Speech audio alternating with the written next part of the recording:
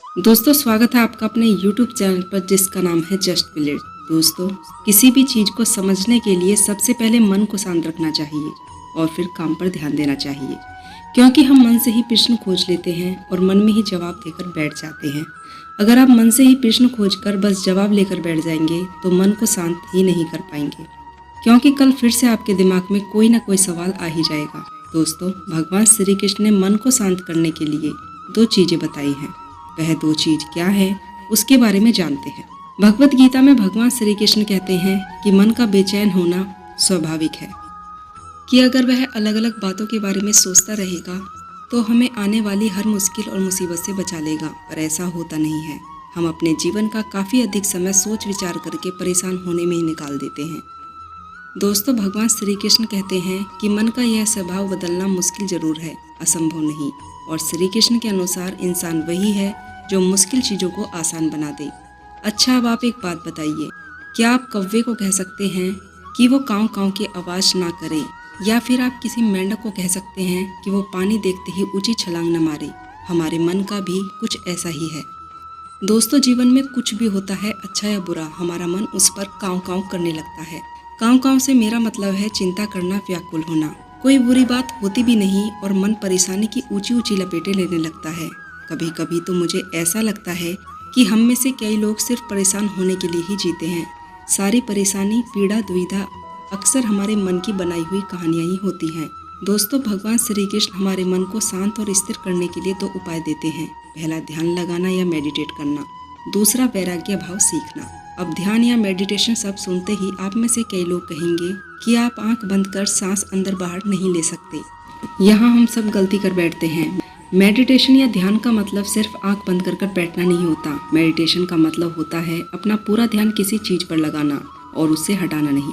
अगर आप रोटी बना रही हैं तो सिर्फ उस बात पर ही ध्यान दीजिए। अगर आप पिक्चर देख रही हैं तो अपना पूरा ध्यान पिक्चर पर लगाएं। यह मत सोचिए कि पिक्चर देखकर आप अपना कितना वक्त बर्बाद कर रहे हैं।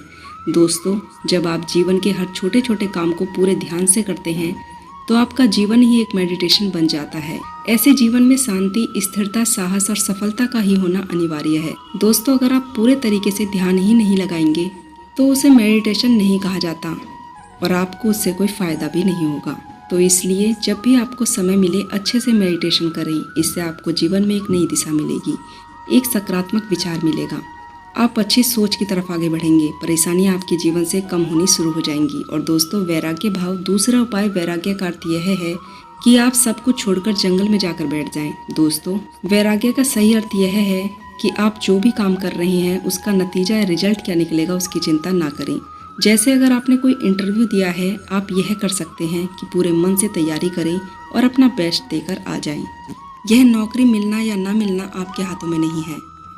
इस नतीजे के पीछे अलग अलग चीज़ें हैं जो आपके बिल्कुल कंट्रोल में नहीं।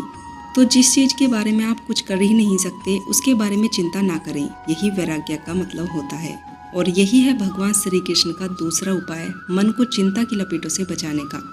दोस्तों याद रखिए, आप पूरे के पूरे इंसान हैं, समझदारी, संयम और कुशलता से भरे इंसान।